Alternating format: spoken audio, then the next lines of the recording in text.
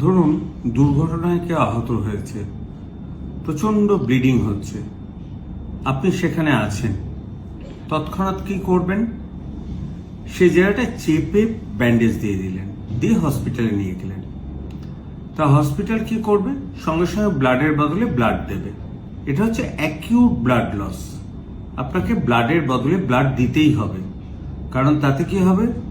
Volume depletion যেটা হয়, অর্থাৎ শরীরে যে প্রেশার কমে যায় সেটা ঠিক হবে, হিমোগ্লোবিনও ঠিক হবে। কিন্তু কিছু কিছু রোগ আছে না, ধরুন গাইনোকোলজিক্যাল বা অবস্টেট্রিক্যাল এমার্জেন্সি, ধরুন বাচ্চা বেরিয়ে যাওয়ার পর ব্লিডিং বন্ধ হচ্ছে না, আপনি ব্লাড দিচ্ছেন ততই ব্লিড করে যাচ্ছে, গাইনোকোলজিস্ট চেষ্টা করছেন ব্লিডিং বন্ধ করার, অনেক সময় ব্লিডিং বন্ধ হয়ে গেল, কিন্তু তারপরও দেখা যায় আমাদের একটা ডিআইসি বলে একটা জিনিস হয়, যাতে আবার পেটের মধ্যে রক্ত জমাট বাঁধতে থাকে।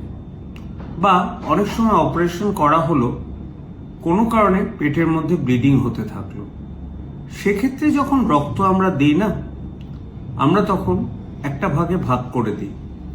ফার্স্ট হিমোগ্লোবিন বাড়ানোর জন্য আমরা পিআরবিসি একটা দিই, একটা এফএফপি দিই। কেন জানেন তো? Fresh frozen plasma. সেটা হচ্ছে যাতে ওই অতদিন ব্লাডটা ভেতরে থাকার জন্য কোয়াগুলেশন ফ্যাক্টর ডিরেঞ্জমেন্ট হয়।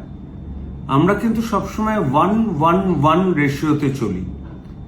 1 ইউনিট পিআরবিসি, তারপরে 1 ইউনিট এফএফপি, তার সাথে 1 ইউনিট প্লেটলেট। এইটা করে দিলে তবেই ব্লাডটা কিন্তু ভেতরে থাকে, নয়তো আবার ব্লিডিং হয়ে বেরিয়ে যেতে থাকে। সুতরাং শুধুমাত্র ব্লাড দিলেই ব্লাড যেখানে ব্লিডিং হচ্ছে তাতে কিন্তু সারবে না, ব্লাড ক্লট করার জিনিসও দিতে হবে। সেটা অ্যাকিউট হলে ক্লট করার জিনিস নাও দিতে হতে পারে, কিন্তু যখন ক্রনিক ব্লিডিং কন্টিনিউয়াসলি হয়ে যাচ্ছে, তখন কিন্তু আপনার শুধু ব্লাড দিয়ে আপনি কিছুতেই আটকাতে পারবেন না। জাস্ট এইটুকু জানার জন্য বললাম।